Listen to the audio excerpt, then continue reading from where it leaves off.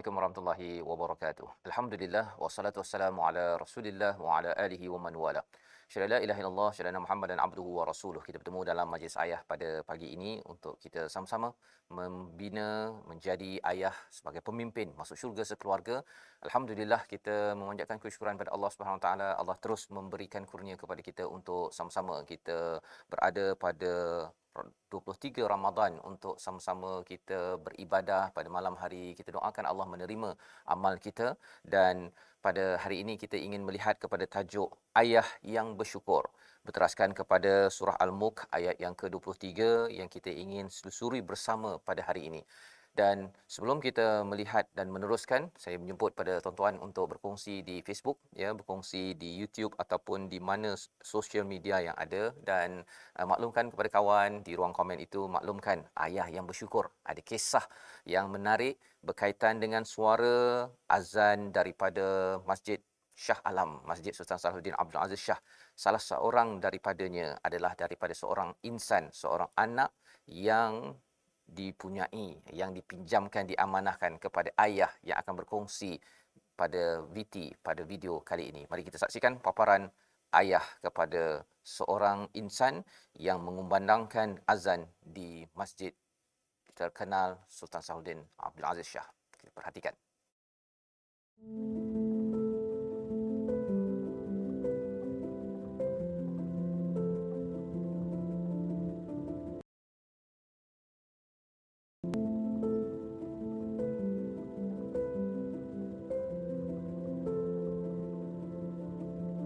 Anak yang lain tu, yang 4 orang ni semua dah kerja, termasuk Safi lah. Yang lain 4 orang tu normal.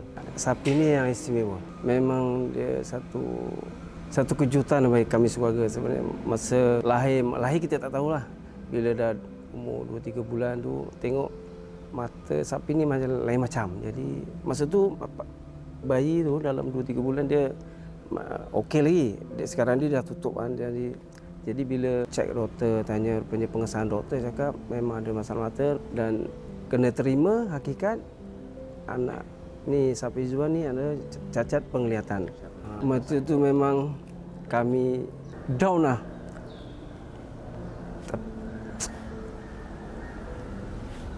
Sabar.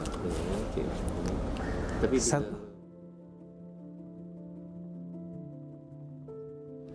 itulah yang penting ya, support daripada family lah, seluruh keluarga bagi sokongan lah. Kena terima qada dan qadar Allah. Masa tu saya masih lagi bekerja, jadi terfikir juga dia bila tak nampak macam mana ya nanti. Ialah nak didik dia bagi pelajaran. Ada seorang doktor tu lah dari Institut Mata dekat PJ tu, dia datang rumah bagi semangat cakap jangan simpan anak awak ni.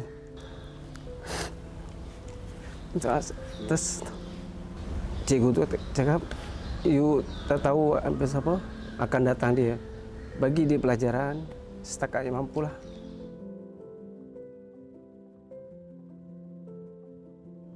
Terfikir juga umur 2-3 tahun tu dia tak nampak. Jadi saya ikhtiar, saya beli kaset-kaset lagu-lagu nasyid, kasidah, bacaan Quran daripada qori-qori semualah. Saya memang saya minat. Jadi dia boleh mendengar. Jadi saya bagi pendedahan awal lah tu kira. Itu dalam 2-3 tahun, dari start umur 2 tahun, 3 tahun, 4 tahun macam tu. Awal saya memang masuk dalam kereta. Jadi kami semua ni dengar tu lah nasyid, kasidah, baca-bacaan Quran. Semua redha. Diterima adiknya yang ini istimewa. Keluarga yang lain, adik-adik saya semua bagi sokongan lah. Kemana-mana saya pergi ke pasar raya, saya bawa Safi. Ingat cikgu tadi MB cakap jangan simpan. Bawa ke mana dia pergi. Jangan bezakan dengan anak-anak yang lain. Dan kita yakin kita pada Allah, mungkin ialah ujian dan ini satu rahmat mungkin bagi kami. Secara tak langsung kami pun minat dengan benda-benda semua macam ni, Quran. Satu perubahan bagi kami sekeluarga. Mula-mula memang ialah masa malu orang lain di sini. Jadi tak apa, lama-lama saya redha. Kekuatan tu yakin pada Allah, ini ujian mesti ada rahmatnya.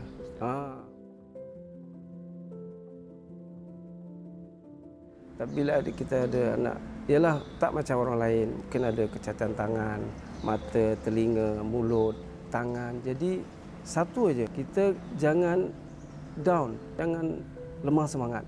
Kena terima qada dan qadar, memang mungkin ujian Allah. Kita dengan keluarga jangan lemah semangat. Jangan lemah semangat. Nak kena kuat semangat. Jangan pisahkan dia, jangan asingkan dia. Layan macam biasa, normal. Biasanya kalau ialah anak-anak kita malu nak bawa pergi jalan-jalan. Saya tak ada. Saya bawa pergi mana, pergi keluar, saya bawa. Ini anak saya. Anugerah Allah.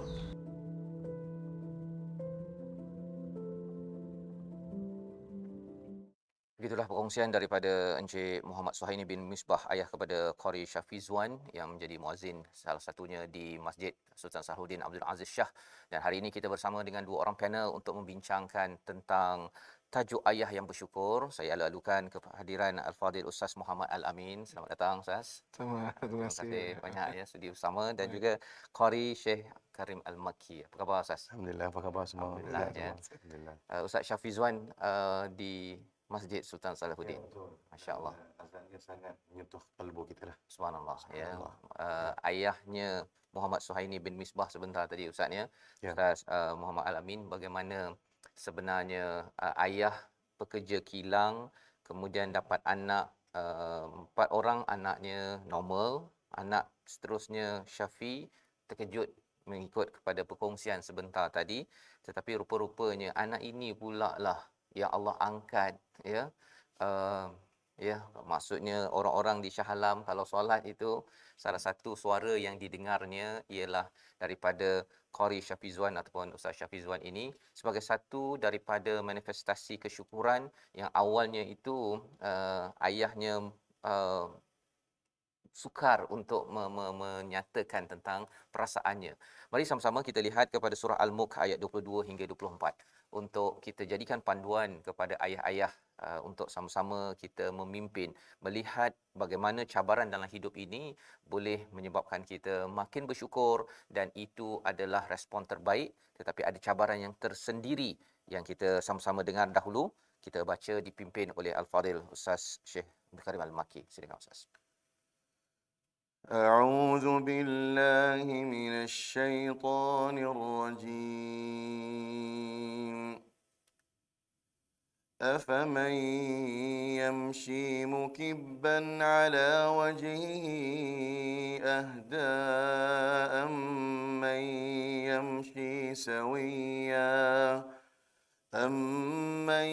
يمشي سويا على صراط مستقيم قل هو الذي أنشأكم وجعل لكم السمع والأبصار والأفئدة قليلا ما تشكرون قل هو الذي ذرأكم في الأرض وإليه تحشرون صدق الله العظيم. Surah Al-Azim. Gitulah bacaan 3 ayat daripada Syekh Abdul Karim. Itu gaya daripada Syekh Muhammad Ayub Ustaz ya. Yang ini Syekh Mishari. InsyaAllah dalam surah lagi satu lagi kita akan baca Syekh Muhammad Ayub. Baik. Ya. Nak berkenalan dengan tokoh-tokoh ini ya sebenarnya. Dan Syekh Mishari ini imam di masjid di masjid sebuah masjid negeri Kuwait. Ya, Masjid Negeri Kuwait. Dan seorang artis nasyid yang termuka dan termasyhur, nasyid banyak tentang nasyid rahman, nasyid tentang Quran, tentang selawat kepada baginda sallallahu alaihi wasallam. Masya-Allah ya, Syekh Musyari Al-Fasi sempatlah saya dulu di US Ustaznya sembahyang di belakang dia ya, dia datang ke LA itu, dan subhanallah itu pengalaman kalau katakan Syekh Musyari dengan Qurannya, kalau kita melihat kepada Ustaz Syafizwan dengan Quran juga ya, tetapi latar belakang mereka berbeza-beza. Malah kalau nanti Ustaz nak baca gaya Syekh Muhammad Ayub, Syekh ini daripada mana Ustaz? Syekh Muhammad Ayub rahmatullahi alaihi asalnya daripada Arakan daripada Burma, tak silap Burma. saya. Tapi dimuliakan oleh Allah Subhanahu wa taala. Beliau menjadi Allah Taala angkat darjatnya menjadi imam di Masjid Nabawi.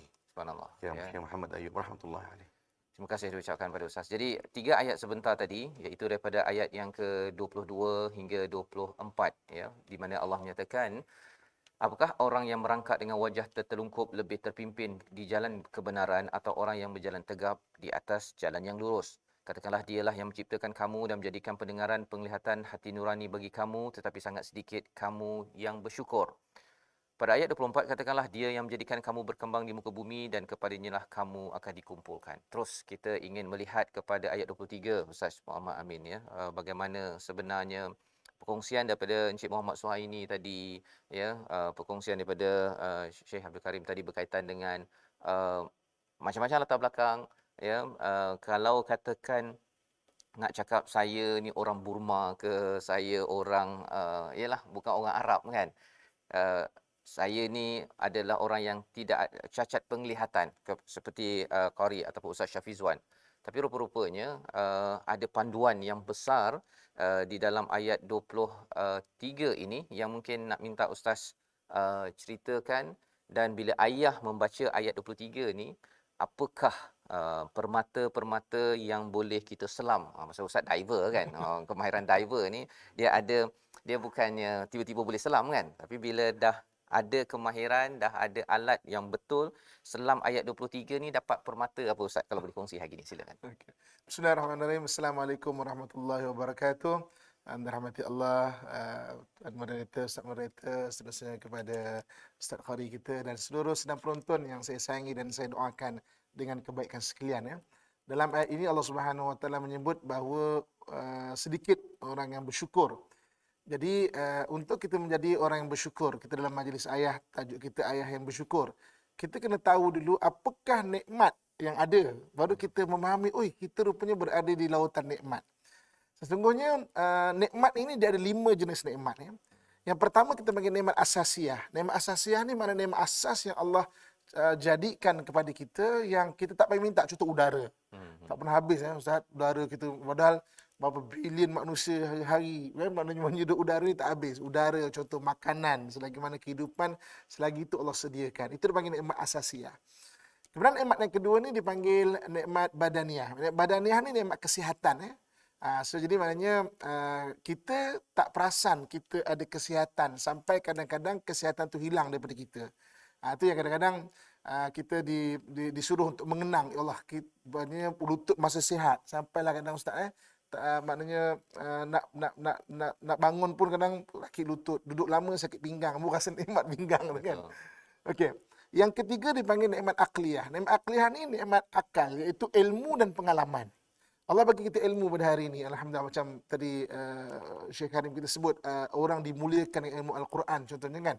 Maknanya ilmu ni satu nikmat sebenarnya. Dengan ilmu kita membezakan mana buruk, mana baik kan. Kemudian yang keempatnya iaitu nikmat qalbiyah. Nikmat qalbiyah ni iaitu nikmat yang menyenangkan hati. Contohnya keluarga. Contohnya harta itu sendiri kan. Jadi maknanya sebab tu kadang-kadang kalau kita lihat contoh macam anak kan, kita tak tahu siapakah yang dalam rahim ini, bukan dari sudut jantina dia, siapakah dia nanti ketika dia besar. Kan contoh macam tadi kita lihat bagaimana seorang ayah menitis air mata dia ketika memula dapat tahu kan, tapi rupanya dia menjadi satu orang yang dapat melaungkan suaranya memanggil azan kan. Jadi maknanya orang boleh manfaat dengan suaranya itu. Dan yang kelima iaitu nikmat imaniyah kan. Nikmat imaniyah, nikmat iman lah. Sebab nikmat ni, takrifan nikmat adalah ma yatalazzazul insan, apa yang memberi kesedapan kepada manusia. Jadi maknanya nikmat iman juga dia memberi ketenangan dan kesedapan kepada manusia. Jadi kalau kita tengok kelima-lima nikmat ini, baru kita perasan rupanya kita berada di lautan nikmat. Yang kadang-kadang orang tengok nikmat tu hanya harta saja. Tak ada harta maka masa seolah hilang nikmat. Padahal nikmat yang lain, nikmat qalbiyah ada, maknanya nikmat keluarga, nikmat asasiyah, memang ya Allah tak berhenti udara kita sedut, nikmat badaniah, kesihatan kita hari-hari, kita ada mata, kita ada telinga, sebenarnya kita berada di lautan nikmat. Itu yang Allah sebut akhirnya, sebenarnya kalau kau tak perasan nikmat tu apa jenis dia, sedikit antara kami yang bersyukur. Jadi kalau kita kita faham, oh nikmat ni jenis-jenisnya ini. Baru kita tengok, kita mungkin kekurangan nikmat yang ini, tapi banyak lagi nikmat yang lain rupanya. Dan akhirnya melapaskan kita, ya Allah terima kasih Tuhan, banyak yang telah Kau berikan kepada kami, ya Allah. Masya-Allah, terima kasih ucapkan pada Ustaz Muhammad Al-Amin berkongsi daripada ayat 23 bagaimana nak menjadi yang sedikit ini ya, qalilan ma tashkurun ini, jika ada cara pandang 5 jenis nikmat ini, maka insya-Allah kita selalu akan bersyukur kepada Allah Subhanahu Wa Taala, menjadi ayah yang bersyukur dalam kehidupan seharian. Ustaz, bila bercakap tentang syukur tadi akan banyak lautan nikmat kan, tapi masih ada lagi ujian. Ada ujian, ada kepayahan kan. Ayah yang seperti mana Encik Muhammad Suhaini tadi tu, bila first time tengok tu, alamak kan. Ya Allah kan, nak buat apa dengan anak ni kan. Ketika dia merungut tu kan, ataupun dia terkejut itu, kemudian dia dah gelabah ke apa ke, adakah orang yang gelabah, yang merungut itu tidak bersyukur, ataupun syukur, dia pasal syukur dengan sabar kan, nak tahu kaitannya pasal Ustaz dalam modul forensik insan itu itu nak tahu juga, kita nak godik betul-betul sabar syukur itu dekat mana yang perlu diberi perhatian oleh seorang ayah terutamanya. Silakan. Islam tak nafi kemanusiaan. Ya. Maksudnya kita bukan robot yang langsung tak boleh bersedih, langsung tak boleh nak gembira contohnya. Jadi sulaman antara sedih dan gembira itulah kemanusiaan. Ya. Jadi katakanlah satu orang ayah ditimpa dengan ujian. Islam tak nafi kemanusiaan. Sedih itu memang ada. Tapi bagaimana kita diajar untuk kita kawal kesedihan. Dan supaya apa? Supaya sedih tidak menjauhkan kita dengan Allah Subhanahu Wa Taala. Ataupun gembira tidak menjauhkan kita dengan Allah Subhanahu Wa Taala. Jadi maknanya kalau hidup kita ni, bila kita memahami semua benda itu datang dari Allah Subhanahu Wa Taala, satu benda yang Allah pun sebut dalam Quran bahawa bahawa Allah SWT menyebut dalam Quran bahawa jika kamu mengingati Allah, ala bidzikrillah tatmainnul qulub. Ingatlah dengan mengingati Allah, hati akan menjadi tenang. Jadi syukur nikmat kita pun, kita tak jauh daripada Allah, kita tenang. Susah pun kita tenang dengan keredaan. Macam mana nak dapat benda ni? Benda ni kena dapat dengan ilmu. Ini ada syabas kepada seluruh penonton kan yang terus duduk majlis ilmu kan. Dapat dengan daripada mana? Dengan kita panggil tarbiyah. Tarbiyah ni maksudnya orang didik kita. Sebab tu bagus kita duduk dekat majlis ilmu, orang mengingatkan kita. Kemudian datang daripada mana? Datang daripada mujahadah. Mujahadah tu kita sendiri latih diri kita untuk kita dapat benda itu kan. Jadi kalau kita tengok macam sebagai ayah, sebagai insan, kita sedih, itu manusia. Tak ada bukan menyebabkan kita sedih itu kita terus macam lupa Tuhan. Yang penting ada panduan ilmu dia, kita mujahadah dan kita faham semua benda ada hikmah dia yang kita tak tahu kadang-kadang. Jadi terima kasih diucapkan berkaitan dengan ilmu tarbiyah itu antara perkara penting ya untuk membina rasa syukur itu. Dia syukur tu bukan tiba-tiba ya. Kalau tadi ada 5 jenis nikmat itu pun ilmu kan. Kalau tak tahu kita rasakan bahawa saya duit tak berapa cukup contohnya kan, ataupun kalau tadilah kalau dah lenguh-lenguh tu kan kita rasa macam kan dia dah macam-macam merungutnya tu, tetapi rupa-rupanya ada banyak lagi yang Allah dah berikan kepada kita dalam lautan ilmu ini, ataupun lautan syukur ya istilahnya tadi yang digunakan oleh Ustaz Muhammad Al-Amin. Jadi mungkin saya nak berkongsi ataupun nak bertanya Syekh Abdul Karim lah pengalaman Ustaz ya. Syekh Karim lama di Mekah kan, dah kenal pelbagai jenis imam di sana. Tetapi kita yakin bahawa bercakap tentang syukur ini, kalau macam Encik Muhammad Suhaini, Ustaz Suhaini tadi, dia ada jalan dia kan. Jalannya itu nak sampai kepada makam status bersyukur itu, dia bukannya satu poin ya, banyak poin dalam kehidupan. Ada cabaran. Ada cabaran. Pengalaman Ustaz sendiri tentang cabaran untuk akhirnya sampai sekarang ni, memang saya yakin Ustaz amat bersyukur ya.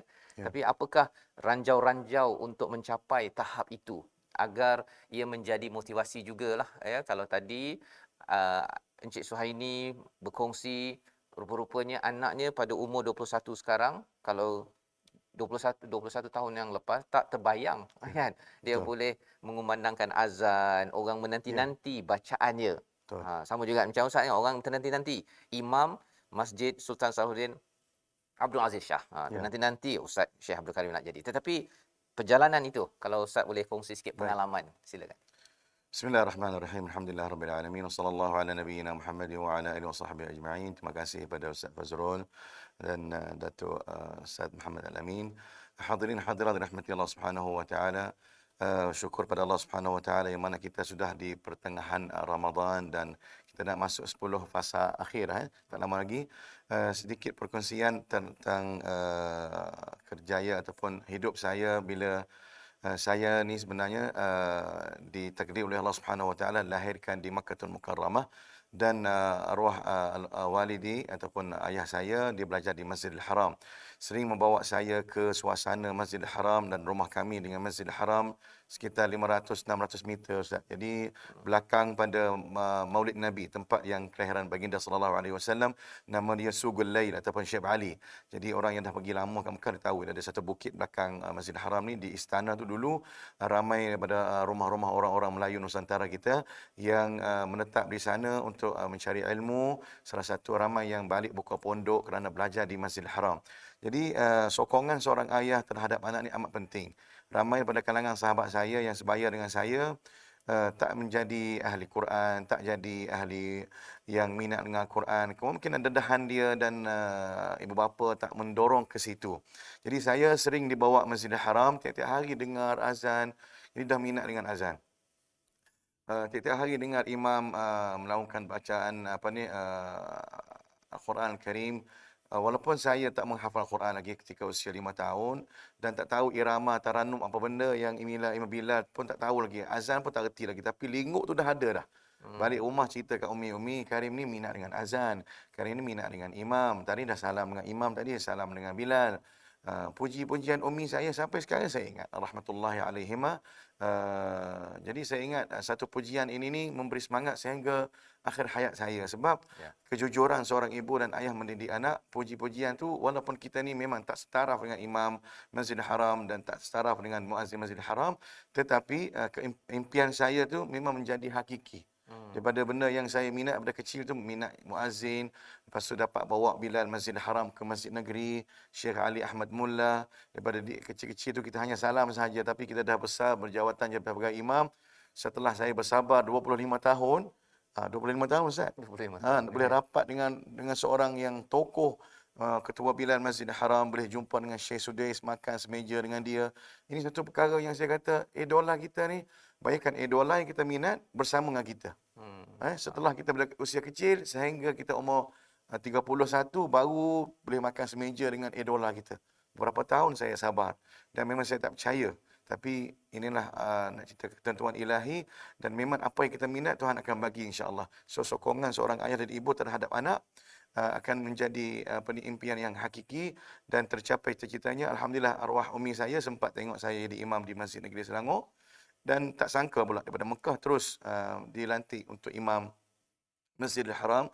Sebelum tu saya alhamdulillah dapat juga membaca Quran dalam istana King Abdullah, King Salman pun saya sempat baca Quran. Walaupun kita ni orang Melayu bukan orang Arab, tapi nak cerita kita ini kelebihan, keistimewaan, keberkatan doa keluarga terhadap anak-anak, seorang ibu dan ayah dan atuk moyang saya mungkin kita tak tahu. Rabbana hab lana min azwajina wa dhurriyyatina, ni doa yang sering kita dengar daripada ibu bapa kita, memang betul. Ini kemungkinan keberkatan doa. Jadi alhamdulillah dapat membaca Quran dalam istana. Ini nak cerita satu pengalaman bagi saya, apa yang kita impikan memang akan tercapai. Cuma cepat dengan lambat. Yang last sekali saya bersama dengan kartun Upin Ipin. Diwatakkan muka saya ini masihkan kartun Upin Ipin. Daripada mimpi Ustaz. Mimpi saja. Mimpi sering tengok Upin Ipin cerita kartun Upin Ipin di TV9. Lepas tu saya mimpi jumpa dengan Upin Ipin pakai seluar pendek. Saya kata marilah mengaji dengan Ustaz. Kesimpulan dia. Tapi mimpi itu menjadi kenyataan. Jadi cerita pergi Mekah. Saya doa depan Kaabah, saya kata, ya Allah, saya ni ada hajat ya Allah untuk bekerjasama, untuk berdakwah jalan Allah, mendidik anak-anak bangsa kita, mendidik generasi yang muda ini supaya tak lalai jadi ahli Quran. Balik-balik daripada Mekah, selepas doa pada depan Kaabah tu, jadi kenyataan. Maknanya ini satu benda yang saya nak cerita, pengalaman. Kita memang akan menghadapi yang jalan ni tak terhampar dengan kapet merah. Kita kena usaha dan doa ibu bapa terhadap anak-anak sentiasa siang dan malam.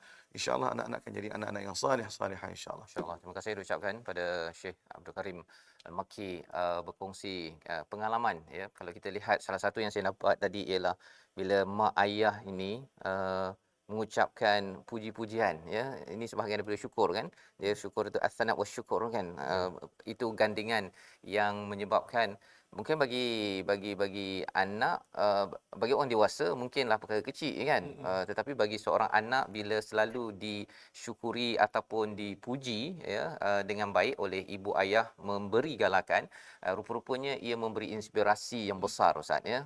Dan cuma ada kadang-kadang ada ayah ataupun yang memberi tanggapan, ya. Dia kata bahawa saya ni mungkin menghadapi cabaran kerana apa yang saya buat dengan ayah saya dahulu, kan, ataupun mak saya dulu yang saya buat tak betul, akhirnya kalau macam dapat anak yang tak berapa bagus, anak yang degil, pasal mungkin saya dah pernah buat sesuatu dengan ayah saya. Betulkah tanggapan itu? Itu persoalan yang kita ingin sama-sama bincangkan, ya. Kita rehat dahulu, kita kembali semula dalam majlis ayah pemimpin masuk syurga sekeluarga.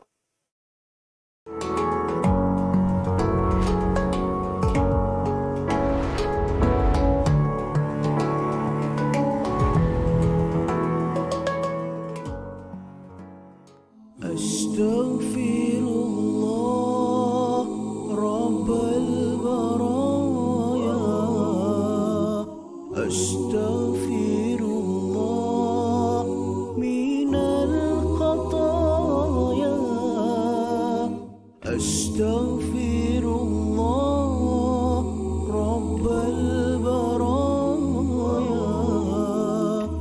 أستغفر الله من الخطايا أستغفر الله رب البرايا أستغفر الله من الخطايا أستغفر الله رب البرايا أستغفر الله من الخطايا.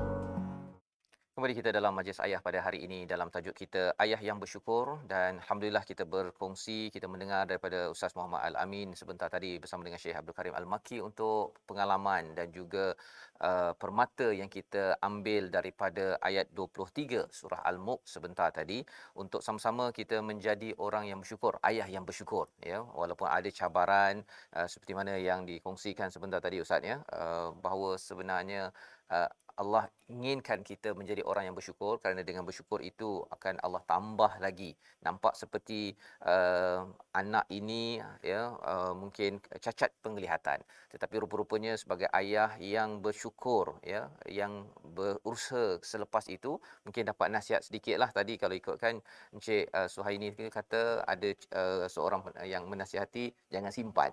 Dengan nasihat itu sahaja maka dibawalah anak itu ke mana sahaja, dan bukan mudah, Ustaz, ya, sebenarnya, pasal nak kena hadir, ya, dengan rasa syukur, ini anak aku, ini anak saya, berbanding dengan anak yang mungkin rasa kurang dan sebagainya, kan. Jadi ini adalah mindset ayah yang bercakap tentang bersyukur ini, Ustaz, ya. Bersyukur ini satu sifat yang menarik disebabkan kalau penjaga ataupun ayah ibu kepada Syekh Abdul Karim tadi bila cakap tentang dapat salam, kan.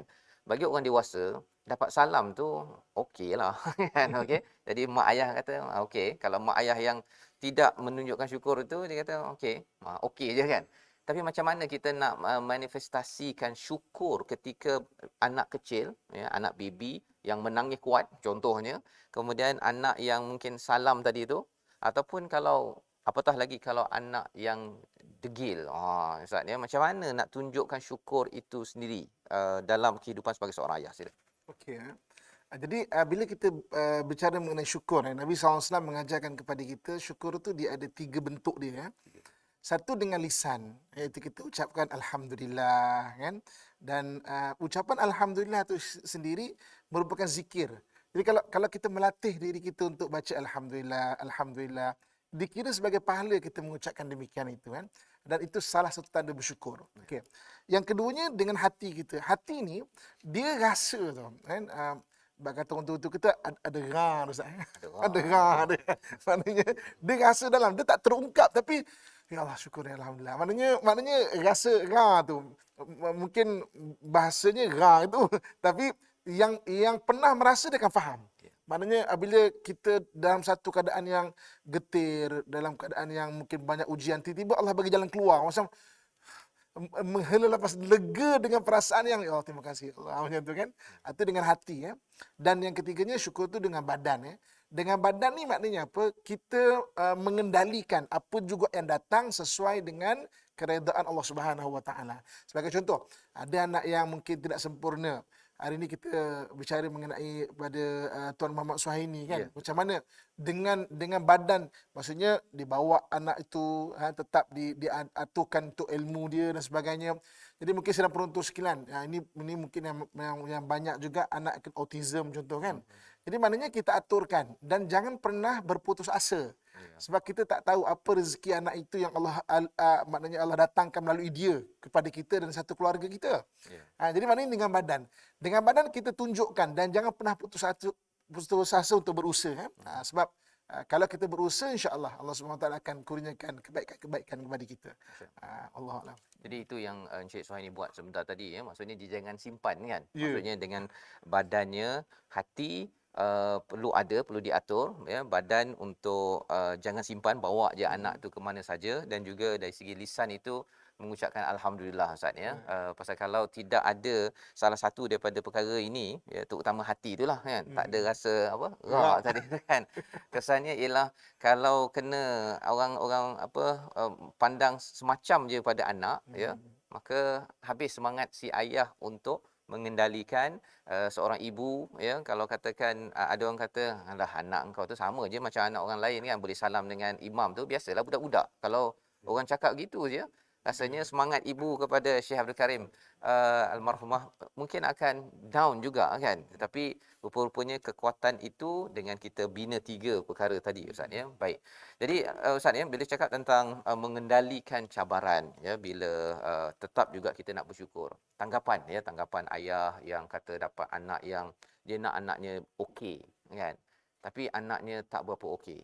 Kan, anak dia minta dia untuk belajar tapi malas ataupun degil ke apa sebagainya, dan dia teringat balik kepada mungkin ada kaitan dengan hubungan saya dengan ibu ayah. Perkara itu betul ke tak betul ke, ataupun apa perspektif yang perlu kita lihat bila menghadapi sebarang cabaran dalam mengendalikan sebuah rumah tangga agar lepas itu dapat bersyukurlah. Sila Ustaz. Okey, bila kita ada sesuatu ujian ya, cara memandang sangat penting. Sebab tu Islam ni antara yang menarik adalah dia membetulkan cara kita memandang sesuatu benda. Okey, jadi katakan hari ini ibu-ibu ayah sedang penonton yang saya sayangi sekalian, kita diuji dengan anak yang berbagai-bagai karenah. Okey, orang Melayu kita ataupun kebanyakan orang biasa dia akan nampak itu kena balas lah tu. Maksudnya kena dia kena balas, dan dia mungkin terasa mungkin aku pernah buat jahat kepada mak bapak aku kan dan sebagainya. Tapi sebenarnya sudut pandang kepada kita mendidik anak ni ada 5. Terutamanya anak bermasalah, nakal ke ujian dan sebagainya. Okey, yang pertamanya adalah anak tu sebagai ujian. Ini pun Allah sebut dalam Quran firman-Nya. Benda tu kan, dia sebagai ujian yang datang kepada kita, apa pun bentuk dia. Kadang-kadang ujian tu dengan keadaan yang susah, nakal dan sebagainya. Maknanya kita tahu ni ujian. Bila ujian kita kena hadapi dengan keadaan yang baik. Yang keduanya, ketika kita mengenalikan anak, kadang-kadang Allah nak bagi pahala lebih buat kita. Mungkin sembahyang kita kurang, mungkin puasa kita tidak jaga. Allah datang ke anak yang nakal, bermasalah. Dengan jalan itu Allah nak bagi pahala lebih untuk kita dapat masuk ke syurga. Ada sudut pandang dia. Yang ketiganya adalah penghapusan dosa buat kita. Sebab ada amalan-amalan yang kalau kita buat, dia menghapuskan dosa kita. Kan? Jadi maknanya dengan kita sabar dengan anak itu, dengan maknanya kita melayan karenah dia, Allah hapuskan dosa. Kan? Yang keempatnya iaitu Allah Subhanahu Wa Taala nak bagi ilmu kepada kita. Contoh macam Tuan Muhammad Suhaini tadi kan. Mungkin di luar sana ramai lagi orang yang ada masalah yang sama. Tapi macam mana cara dia membesarkan anak? Itu satu ilmu sebenarnya. yang tak dibelajar di universiti Ustaz. Maksudnya universiti kadang tak ada modul tu ataupun tak ada macam mana cara dia. Jadi mana dengan ilmu yang Allah bagi pada dia, dia boleh kongsikan. Sebab itu hikmah tu sangat sangat sangat luas sebenarnya. Dan yang kelima barulah soal kafarah kita panggil. Jadi mana kafarah tu hanyalah salah satu daripada perkara-perkara berkaitan dengan macam mana cara kita mendidik anak. Jangan terus-terus tengok kita terus rasa macam hilang semangat, ini kafarah lah, aku jahat lah, tak semestinya. Ataupun kita tengok kita menghukum orang. Kafarah lah tu. Mana jangan begitu kan. Pahala buat dia yang kita tak dapat dan mungkin daripada 4 yang lain yang kita sudah kongsikan tadi itu. Masya-Allah ya. 5 perkara cara pandang itu amat penting Ustaz ya. Terutama kalau Ustaz cakap pasal ilmu tadi itu, ketika Encik Suhaini ini menyatakan bahawa awalnya tu mereka ni tak berapa dengar Quran, tak ada kaset qasidah di rumah. Awalnya kan, tetapi bila lahirnya Syafizwan ya, bila anaknya buta jadi tak boleh tengok, jadi dia kena beli sesuatu yang boleh mendengar, kaset Quran, kaset qasidah apa sebagainya, dan selepas itu rumah mereka tu semuanya dengan Quran. Kan. Jadi bila Ustaz cakap tadi tentang ilmu, tentang macam mana Allah nak aturkan itu kan dengan cabaran yang ada, dan itulah Encik Suhaini sebentar tadi yang amat bersyukur pasal anak dia menjadi muadzin di Masjid Shah Alam ya, dan kemudian beliau sendiri pun bersama dengan Al-Quran. Ialah sebagai seorang pekerja kilang yang mungkin tak ada latar belakang agama, kat manalah nak pergi kepada Qurannya kecuali bila Allah dah berikan package begitu Ustaz ya. Jadi menarik bagaimana Allah mengatur bagi kehidupan kita, ayah-ayah yang berada di atas talian, ibu-ibu yang menemankan ayah untuk kita terus istiqamah ya, berada dalam syukur, dan cara pandang itulah yang bawa pada syukur Ustaz ya. Kalau tidak 5 perkara ini, akhirnya kita rasa macam dah lah tu kan. Okey, itu yang ada. Kalau kes yang baru-baru ini ada ibu yang pukul anak sampai anak meninggal kan, sampai anak pun pergi bertemu Allah Subhanahu Wa Taala kerana merasakan anaknya ini buat perangai kan. Dia kalau anak tak buat perangai itu maksudnya bukan anak lah tu kan. Itu dah dewasa. Tetapi kadang-kadang limit untuk bersyukur itu Ustaz ya, dia terhad. Jadi kalau katakan Ustaz Syekh Abdul Karim bersama kawan-kawan ya, mungkin saya macam nampak Syekh Abdul Karim dengan kawan-kawan kalau dekat Mekah itu, kawan-kawan semua baik Ustaz ya. Dia memang orang yang lahir kat Mekah ni dia terus baik ke ataupun pengalaman Ustaz pasal nampak macam tak ada juga ni nampaknya.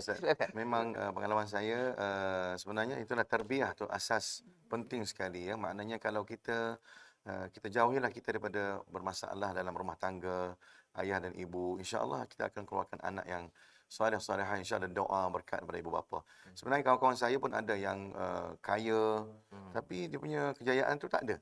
Dekat saya, keluarga biasa, kereta pun tak ada kat rumah kita orang kat Mekah dulu pun memang biasa je. Tapi saya asyik menumpang kawan-kawan yang anak-anak orang kaya ni, baru darjah 5 tapi dia sempat lagi ambil kereta bapak dia datang ke sekolah walaupun tidak ada lesen. Pernah dikejar oleh trafik dan sampai kat terowong, habis terowong kita orang lari Ustaz, lari beg dalam kereta, beg sekolah dalam kereta tinggal. Trafik kutip ambil kereta tu, esok bapak dia orang kaya, bayar je saman, esok balik-balik. Saya lepas tu saya kata taubat nasuha, saya tak nak lagi dah ikut kawan saya. Nak cerita kata dia sekarang ni pun tak ada kata jadi seorang yang hebat, tapi nak cerita kata kejayaan dan usaha murni ibu bapa ni satu kejayaan, dan bukan tunggu jadi kaya baru berjaya, tak ada. Maknanya daripada usaha dan doa, walaupun susah pun insya-Allah kita akan jadi seorang yang hebat, dan itu pengalaman saya hadapi Ustaz. Jadi orang Mekah bukan semua hebat ya. Maknanya bukan kata yang lahir kat Mekah tu mesti jadi imam, yang lahir kat Mekah tu mesti jadi muazzin. Tak ada. Ya. Jadi kalau ibu bapa tak ada bagi jalan ke situ, saya rasa saya ni kemungkinan dah jadi penyanyi kot. Tak tahu juga sebab kita minat pada benda-benda yang muzik dan sebagainya. Saya pernah ada keyboard dekat rumah, tapi ayah saya kata, Abdul Karim, kalau main keyboard nyanyi saja ni tidak memberi sumbangan kepada kamu ketika kamu berusia esok atau kamu kembali ke rahmatullah esok, tidak ada sumbangan dalam kubur nanti. Saya ingat kata tu. Lepas tu saya kata okeylah, saya akan mengaji Quran. Bila baca Quran Karim, dia kata nanti Karim mati esok, orang dengar dapat pahala, Karim pun dalam kubur mengalir saham-saham untuk akhirat. Saya kata betul juga. Itu kata-kata yang saya ingat sampai sekarang ni.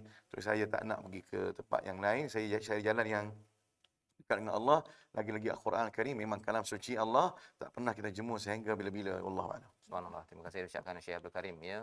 Perkataannya tarbiyah dekat situ ya. Ayah yang mendidik ataupun ibu yang mendidik itu memberi kesan kepada anak ya. Dia boleh jadi piano, boleh jadi penyanyi, ataupun piano dapat dia punya lagu dia, tapi lepas tu piano dia tinggal, rupanya jadi imam dekat Masjid Sultan Salahuddin Abdul Aziz Shah. Dia pentingnya perkara tarbiyah ini dalam kehidupan untuk seorang ayah, seorang ibu ya. Dan mungkin di hujung ini Ustaz ya, bercakap tentang tarbiyah ini, kadang-kadang ada ayah kata saya bersyukur sangat dapat anak kan. Jadi apa anak nak bagi kan, disebabkan apa, saya bersyukur kan. Adakah itu tanda syukur yang betul? Tapi kalau ikutkan pada Syekh Abdul Karim sebentar tadi, ayah dah ada keyboard dah tu, kalau bersyukur sila guna keyboard ini dengan sebaik mungkin. Nak jadi apa jadilah kan. Ya. Ataupun dia macam mana dia punya cara nak mentarbiah yang terbaik sebagai panduan, mungkin masa yang ringkas tetapi gambaran luas sebagai ayah agar tarbiyah itu melahirkan ayah bersyukur dan anak bersyukur, bukannya makin ditarbiyah cara yang salah ini akhirnya anak menjadi kufur. Silakan. Okey, kelebihan umat Muhammad adalah Allah sebut dalam Quran kan, kuntum khaira ummatin ukhrijat linnas ta'muruna bil ma'ruf wa tanhauna 'anil munkar wa tu'minuna billah. Kamu sebagai umat, kenapa kita lebih baik daripada umat Nabi Isa, Nabi Ibrahim, Nabi Musa dan sebagainya? Kita ada saling amar makruf dan nahi munkar. Jadi maknanya untuk jadi ayah yang bersyukur, kena pesan pada anak. Ini benda yang sangat penting. Pesankan. Besok anak tu dah besar, mungkin dia dididik agama, dia boleh tolong pesan balik pada kita pula. Kan? Jadi kita tak tahu, mungkin ada sudut pandang yang kita terlepas pandang, dia pula tolong pesan kat kita. Itu kelebihan umat Muhammad. Jadi jangan tinggalkan saling berpesan-pesan. Kan? Dan sebab manusia terlupa. Jadi belum tentu kita seorang ayah, dulu kita pesan pada anak kita, untuk selama-lamanya kita ingat. Mungkin kita terlupa, dia pula ingatkan kita. Ini kelebihan Muhammad. Dan untuk ibu-ibu ayah-ayah saya sekalian, jangan pernah jemu untuk berpesan kepada anak pada benda-benda yang baik. Sekalipun dia tak suka sekarang, nanti dia sangat terima kasih kepada kita. Saya yakin Syekh Abdul Karim juga dan juga Ustaz juga, mana pernah kita ditegur oleh ayah waktu tu dengan ketidakmatangan kita rasanya kita memberontak kan. Tapi hari ini kita bersyukur. Saya juga pernah begitu kan. Ayah tak bagi main gini. Hari ini kata nasib baiklah dia cegah untuk kita dan kita jadi orang. Ya, betul. Kalau dia bagi belum tentu kita berada di stage pada hari ini untuk berkongsikan suatu kebaikan kan. Mana kita daripada kalangan orang yang terselamat ya. Sebab apa, ayah kita beramal seperti mana yang disebut dalam Quran, khairul ummah, maknanya sering berpesan. Dan hari ini saya kongsikan juga bagi ayah, jangan pernah jemu dan putus asa untuk berpesan kepada anak ke arah kebaikan. Masya-Allah ya, itu pesan itu Ustaz ya, perkara penting dalam, kalau nak cakap tentang tarbiyah ni luas ya, tapi asasnya itu komunikasi pesan. Lantaran kalau kita lihat ayah yang bersyukur tu Luqman kan, dalam surah Luqman memang pesan. Kerana mungkinlah tak banyak bercakap ataupun tak banyak perkara, bukanlah berceramah saja kan, tapi pesan itu akan menghasilkan ya anak yang akhirnya ditarbiyah bersyukur, dan ayah pun akan bersyukur bila pesanan itu akhirnya memberi manfaat kepada ahli keluarga seluruhnya. Kerana kita yakin hamba yang bersyukur inilah yang akan diizinkan mendapat rahmat untuk pergi ke syurga Allah Subhanahu Wa Taala. Jadi kita bersyukur pada Allah Subhanahu Wa Taala. Ada banyak perkara yang kita belajar pada hari ini, yang dengan pengalaman daripada Syekh Abdul Karim, ini sebagai satu motivasi kepada kita, dan pastinya daripada Encik Muhammad Suhaini bin Misbah sebentar tadi, sebagai satu galakan Ustaz ya, kepada ayah yang ada anak OKU, tetap boleh membawa anak itu menjadi seseorang yang akhirnya ayah amat bersyukur. Dan apatah lagi kalau katakan anak kita ada pendengaran, ada penglihatan, ada afidah ya. Dia yang pentingnya sampai afidah itu terpancar Ustaz kan. Dengan kita berpesan, kita memberi jalan tarbiyah yang patut untuk anak itu menjadi qalilan ma tashkurun. Bukan maksudnya ramailah ayah yang tak mendidik anak kepada syukur ini Ustaz ya. Pasal di sini qalilan ini sebagai satu penegasan yang penting untuk kita jadikan sebagai agenda keluarga kita bersama. Mungkin 1 minit pesanan akhir Ustaz kepada ayah-ayah agar menjadi ayah yang bersyukur. Okey, kalau kita lihat dalam Al-Quran, dicontohkan oleh para anbiya. Para nabi ni adalah orang yang mendoakan untuk anak mereka. Kita dapat lihat Nabi Ibrahim mendoakan untuk anak mereka dan nabi-nabi lain juga mendoakan untuk anak mereka. Jadi sebagai kesimpulan dia, bagi ayah jangan pernah jemu untuk berpesan-pesan dan berdoa ke arah kebaikan pada anak kita. Mungkin kita tak sempat nak tengok dia jadi orang yang soleh ketika kita hidup, tapi ramai orang yang ketika dia meninggal, anak dia berubah menjadi anak yang soleh, yang sering bagi Fatihah kepada dia. Kan? Jangan pernah berhenti dan jemu berdoa dan berpesan kepada anak-anak kita. Wallahu a'lam. Terima kasih. Jangan pernah berhenti berpesan dan berdoa. Dua perkara Ustaz ya. Sebagai panduan kita bersama, kita doa pada Allah Subhanahu Wa Taala di hujung ini, kita bersama dengan Ustaz Muhammad Al-Amin membaca doa agar Allah terima pada pagi Ramadan Al-Mubarak ini insya-Allah. Amin. A'udzubillahi minasyaitonirrajim. Bismillahirrahmanirrahim. Alhamdulillahirabbil alamin wassalatu wassalamu ala asyrafil anbiya wal mursalin wa ala alihi wa sahbihi ajmain. Ya Allah, ya Tuhan kami, jadikanlah kami orang yang sentiasa bersyukur di atas segala nikmat-Mu ya Allah. Jadikanlah kami orang yang sentiasa bersabar di atas segala ujian daripada-Mu ya Allah. Jadikanlah kami orang yang sentiasa beristighfar di atas segala dosa dan kesalahan kami ya Allah. Kurniakan kepada kami keluarga yang bahagia, anak-anak yang soleh dan solehah ya Allah, yang sentiasa mentaati perintah-Mu ya Allah dan sentiasa menyenangkan hati kami, terutamanya setelah kami tua dan kami tiada ya Allah. Barikillahumma lana fi syahri Ramadan. Barikillahumma lana fi syahri Ramadan. Barikillahumma lana fi syahri Ramadan. Wa sallallahu ala sayyidina wa maulana Muhammad wa ala alihi wa sahbihi ajma'in. Walhamdulillahi rabbil alamin. Taqabbalallahu minkum. Minna minkum taqabbal ya karim. Terima kasih diucapkan pada Syekh ataupun Ustaz Muhammad Al-Amin dan juga Syekh Abdul Karim ya, berkongsi pada pagi yang berbahagia ini, dan kita dapat ya, kalau di hujung tadi ada dua perkara, ayah yang bersyukur ini dengan berpesan dan selalu berdoa. Inilah antara dua perkara yang ingin kita bina dalam diri ayah-ayah dalam kempen tabung gerakan Al-Quran sebagai satu usaha kita bersama tuan-tuan sekalian, agar Al-Quran menjadikan kita orang yang ayah yang suka berpesan. Al-Quran menghasilkan ayah yang suka berdoa untuk anaknya, kerana kita yakin bahawa pesan dan doa ini adalah seruan untuk kita memimpin keluarga kita bersama pergi ke mana? Masuk syurga sekeluarga. InsyaAllah kita bertemu lagi dalam siri akan datang pada ayat yang ke-24 dan seterusnya surah Al-Mulk, untuk kita terus mengambil permata agar ayah terus jadi pemimpin masuk syurga sekeluarga. Astaghfirullah Rabbal baraya. Astaghfirullah